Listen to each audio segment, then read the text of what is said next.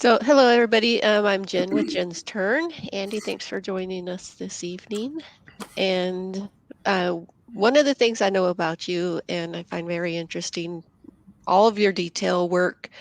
I have a Shaper origin and I can barely skim the surface of what it can do. I've watched some of your stuff and you use it so well and do amazing things with it.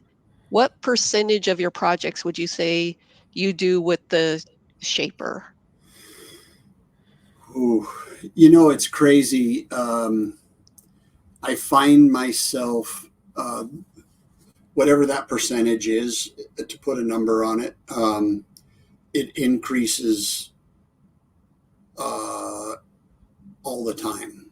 So, Mhm. so I feel like it will replace eventually quite a few different tools in the shop for me, which is very weird because I kind of feel like a cyborg with it. Um, I'm not a CNC guy with the big table and the gantries and all that stuff because I'm just not that computer literate.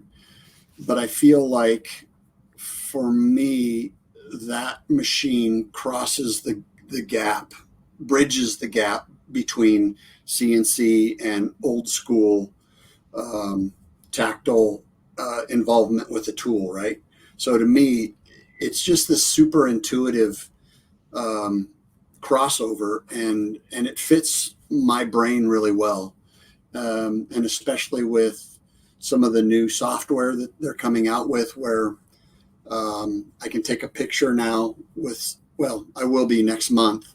With the program is called Trace, and you can hand draw anything, and it converts it into an SVG and imports it to the machine just like that. And Yeah. wow, that's I've been on them for years to get that kind of, because to me, I if when I'm creating, I lay a lot of my stuff out full scale. Oh, I'll get a 4x8 sheet of plywood or whatever. I've been known to do that, and just you know, if I make a mistake, just get the random orbital sander out and erase everything and start again. Erase. Yeah, just get out the eraser.